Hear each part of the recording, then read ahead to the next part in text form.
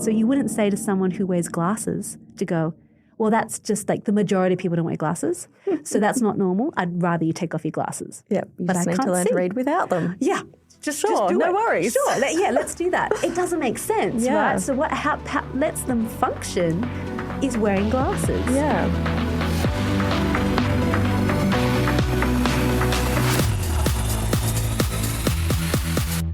It's great to be here again and continue our conversations. As we introduced last week, we are going to be talking about the F words this season. Not just what they are, but also how it is applied for different families and different children.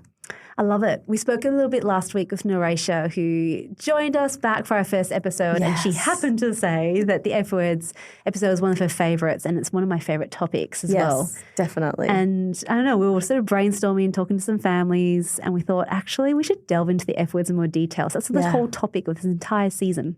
Yeah. How cool exciting. Is that? I love it. So what F word are you picking for us to talk about today? So I think let's start off with function. Function? Yeah. I like How does that sound to you? Yep. So it's funky.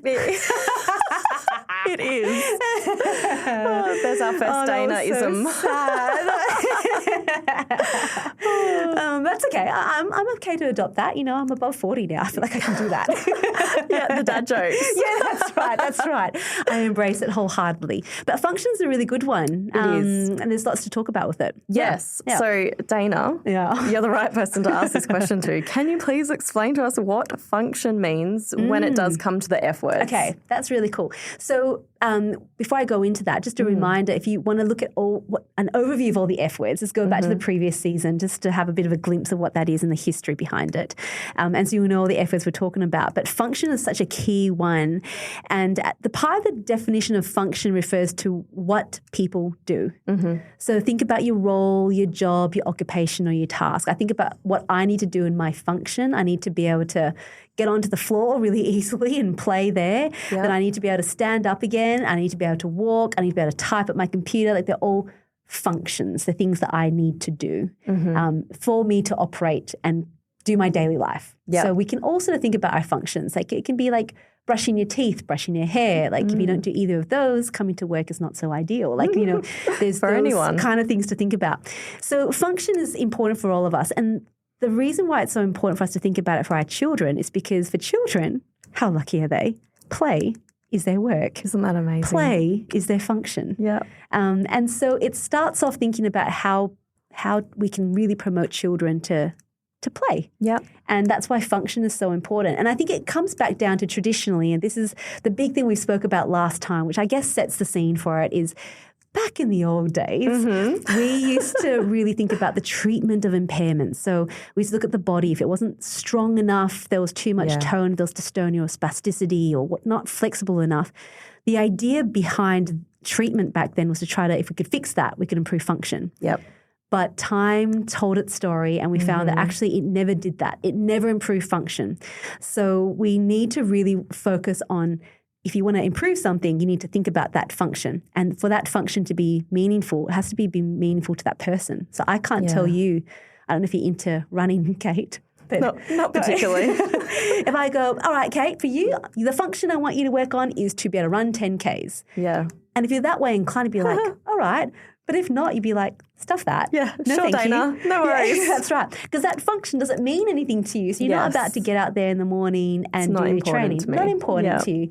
But if I said to you, actually, your function is you've got you've got this whole series of things you need to write. You need to be able to type better because otherwise writing it with your hand will not be great. Yeah. And that's part of your function. You'd be like, yeah, I can see that. I don't want to write. I don't want to hand write. I want to type instead. So that becomes functional for you. Yeah.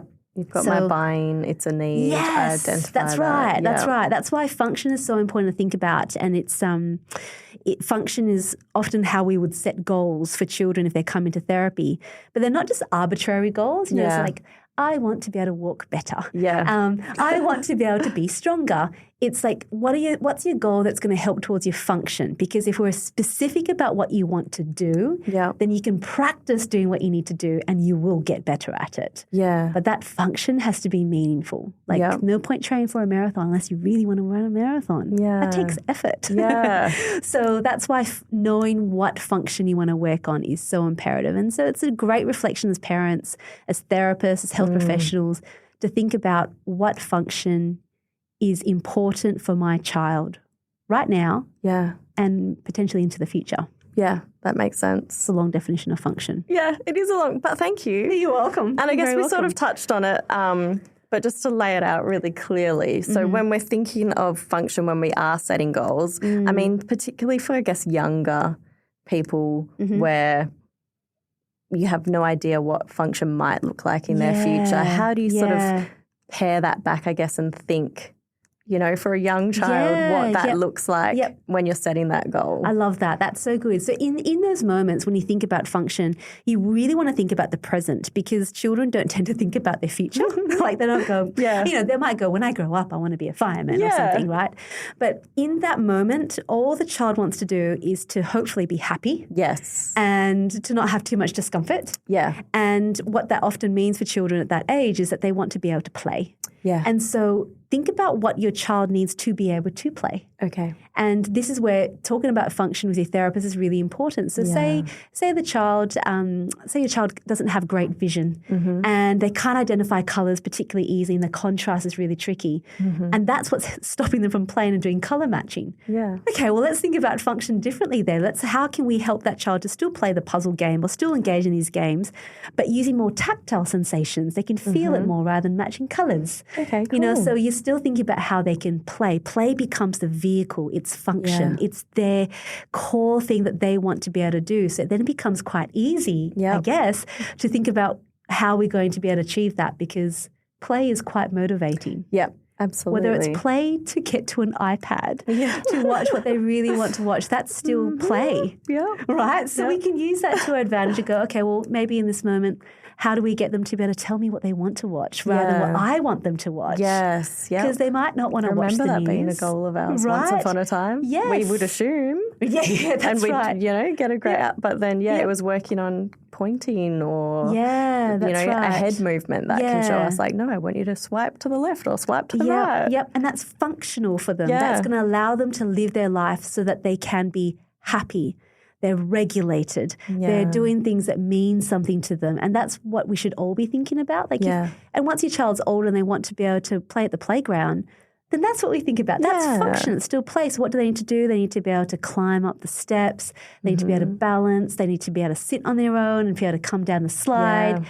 Now that makes sense. And now the child's also going, oh, yeah, I get why I need to practice that. Because now I can go to the playground. Yes. So it's always functional. And I guess the contrast to that, again, which is really important to make sure we put out there, is that function, like there's always like a normal way of doing something. Like there's always the majority of people would walk in a certain way, do this a certain way. But we do need to really challenge that notion when we think about function. Yep. It's not normality. I think trying to aim for normality is something that actually can really, and it's been well documented, well researched, it can really strip away from that person's identity. Yeah, that makes sense. To have them to have to do it a certain way when they have spasticity, when they have dystonia. It's not fair to ask that of them. And it kind of goes back down to, but that's how I do it. So you wouldn't say to someone who wears glasses to go, well, that's just like the majority of people don't wear glasses. So that's not normal. I'd rather you take off your glasses. Yeah, but I need to learn to read without them. Yeah. Just do no it. worries. Sure. Let's do that. It doesn't make sense, right? So what lets them function is wearing glasses. Yeah. What's the other example? If you, this is a good one for me. I can't write good anymore. My handwriting is terrible. That's always been the case for me. So if I'm writing, it takes me so long. It's not functional. But for me, the easiest way to be, I'll type it out for you. I'll do it in a second, and it's really functional for me. Yeah. So we make those exceptions for ourselves all of the time. Yeah. And so if our child is finding writing so hard because they don't have the control or they don't have the stability to be able to write, doesn't mean we completely negate and go, oh, yeah, let's just give up on it. But for them to be functional, Let's give them a computer. Let's give them another option. Let's give them something else that them allows a Siri. them They to can be narrate functional. to Siri and Siri can type it for them. Yeah, exactly. Yeah. So there's other ways we can allow them to be functional. Yeah. So that's good. I think that's really important, especially when you're new to this and you don't know what your child's future looks like. I think it can be really hard to picture what a functional goal can look like. Yes. And so I think that's really good to explain that it's not you sitting there thinking, oh, my child will walk or my child will, it's okay, well, right now, what would be the best thing for my child? Right. So a bit more head control. I would like them to learn to lift their head up if they can or whatever that might be, so they can look at me. Exactly. And then I can do funny faces for them, and then that's, engagement with us. And so it's like thinking about that's attachment. It's breaking it down, and I think that's really difficult because you don't know. You haven't had to think about it like that before. No, you haven't. And it's so true. And that's why that conversation and doing that together within a team is so helpful. To be able to say, hey, this is my first time, what's my goal? Well, it's a big question. Yeah, it's a really overwhelming question. Really, really big question. And I don't think we should ever ask it that way. It should be like, okay, so talk me through your day. Yeah, exactly. What's happening? Yeah. And, oh, look, I really can't go to the toilet anytime during the day because my child can't play by themselves. Yeah. So, okay, let's talk about what can they do by themselves so they can play and to make sure that you don't have bladder dysfunction later on because you've been holding on for so long. So, it makes sense with regards to life, and you'll know those things. You sort of do know them, but talking them through and helping us to find a way that we can help that person to be functional. Yeah. It doesn't mean they have to do it all by themselves, but it does mean we can use equipment. It does mean we can use strategies. It's like we can use glasses, we can use computers, we can do anything that we need to help someone to be functional. So they are in that moment happy, content, regulated, doing something that they want to do. Yes. Ultimately, that's what we all want. Yeah. That's the aim. We want to be happy. We don't want to be in discomfort. We want to do something that means something to us. Yes. Not pushing for something that is an idea of what they should be doing. That's right. And it's really unfair to put that up there because it's, when you're trying to strive for perfection, we're always going to fall short. Absolutely. Yeah, exactly. And when you want to, teach your children to be resilient, have a go. Yes. Because it's okay if you don't quite make it because I'll be there to support you. Yeah. That becomes an important message. Yeah. And that's how you figure it out. Right? That's right. So they might not reach it, but then you're going to go, okay, well, these are the adaptations that we need to make. Yeah, that's right. For you to achieve it in your way. Yep, that's right. So function's important and relevant for every single one of us. So I suppose for everyone that's listening, maybe a good activity to do between now and the next episode, which we are going to get a special guest in to talk about what they have gone through with their child when they look at function. Yep. Maybe think about it for yourself. You as a person, you listening, what does function look like for you? What is it that you have to do in each day that allows you to do that? And if you couldn't do that, what would that then mean? Yeah. I think that's something that we don't often have to face. Yeah. But it really makes us see value in making sure we work on the right things. Because, if suddenly something did happen and you hurt your arm, you hurt your wrist and you couldn't use that anymore, well, I can't brush my teeth or I can't tie my hair. Like go to the toilet. I can't go to the toilet. It's my dominant hand. Oh my gosh, how am I going to do that? So then would you just want to make sure that would you just wait for your arm to heal before you start doing that? I hope not. Hopefully not. You'd probably find an alternative to make it work because that's functional. So just taking it back to that thought. And if you have the time to think about that for your child, like what's really important for them right now, try not to think too far ahead, but right now, what's going to make them really happy, content, and regulated? Yeah. What does that look like? And then let's explore it together as we go through the other episodes. Yeah, I love that. That sounds good. Function was a good one to start with. Yeah, I'm really looking forward to it, especially having guests that are going to be sharing some real-life examples of what function looks like for different families in different settings. It's going to be really, really great. I think it'll be great. Yeah. Thank you. Thank you. Thanks for being part of this conversation, everyone. I'm so glad you tuned in and stay tuned for more discussions about function. Talk to you again soon. Bye.